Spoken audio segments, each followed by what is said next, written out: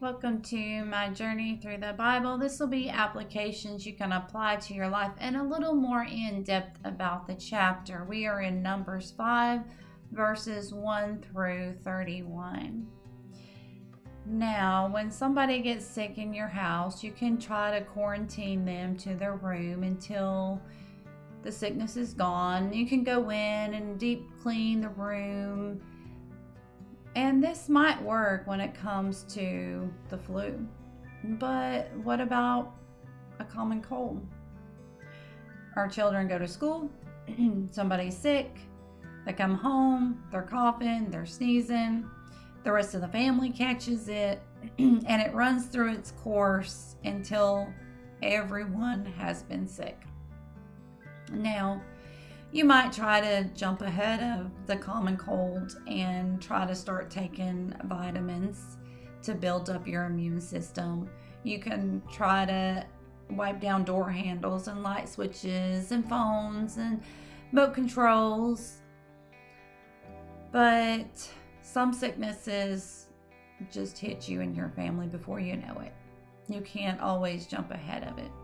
And the reason for putting somebody out of the camp was for the best of the whole congregation, not just a few. Now, as far as taking something that doesn't belong to you,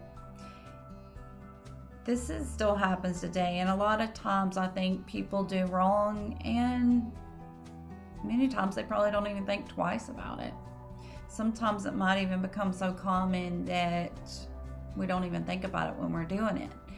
And the most simplest thing I can think of is when you go to the bank or you go to the insurance company or you go somewhere and you're signing papers and contracts or whatever. Somebody will give you a pen, you sign it. Most of the time you give it back. But have you been guilty of holding the pen or putting it in your purse or sticking it in your pocket and not thinking about it? I mean, that's a minor thing, and most people don't care because it has their company logo on it, so you'd be spreading it to other people when they see it. But the point is, it's something simple as that we don't even think of that happens. And say you get in a car wreck. A lot of times, if it's not your fault, then the insurance is going to pay you back to fix your car or to replace your car. And then in conjunction with that, they pay for your medical bills.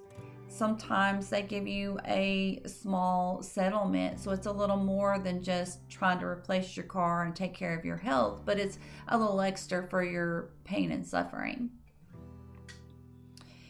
And I would say today we definitely need to be aware of the things that we do. When somebody brings it to your attention that you have done something wrong or misused someone or something, then we need to immediately try to make that right. We need to pray to God, we need to repent of it, and then we need to see if we can confront the person and try to fix the issues at hand. And a rule of thumb is you always leave things better than you found them. So this even goes to people. If you see somebody that is upset, whether or not you were the cause of their pain, you could be nice. You could give them a listening ear. You could just be a friend and help where help is needed. Now, I would say it's really hard to know for sure if your spouse is cheating on you unless you catch him or her red-handed in the middle of the act. Or a baby comes along and you know that you're sterile, then you get caught up in doing something you weren't supposed to. And jealousy is a killer in marriages. So it is something that needs to be taken care of very fast. So today, to find out if somebody cheated on you, you don't drink a bitter drink. But normally the cheating comes out within time. And you can make all kinds of excuses in the world. You can say, Well, he stopped paying me attention. He just ignored me, so I found somebody else that could see my beauty and see who I am. You can say, well, she underappreciated me. She didn't even see my worth, so I found somebody that did see my worth. Now, again, it's not making excuses, because cheating on your spouse is wrong no matter how you look at it, and it's just going to compound the problems that are already at hand. So we need to make sure that we are taking care of our immediate family, that we are making sure that their needs are met, that we give them attention, we appreciate them. And this is male or female, because husbands, wives, all of us want to be appreciated. We all want to know that somebody sees our worth. They see what we do. They appreciate us. They comfort us. They give us nice gifts. Even something as simple as, oh, I thought about you. Here's a rose. Here's a candy bar. Hey, I saw this tool and I picked it up. Or here, this is your favorite dessert. We're having that after dinner today. Those are just common small things to let people know that you still care about them.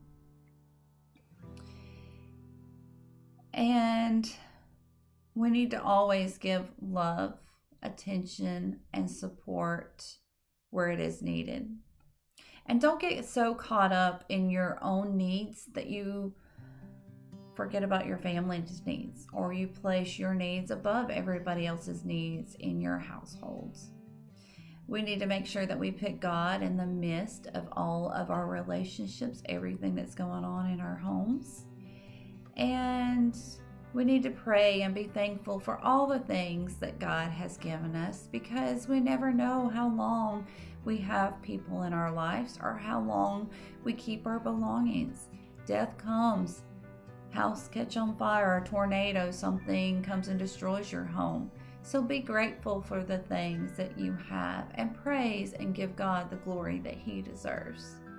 May God be with you in everything and in every way.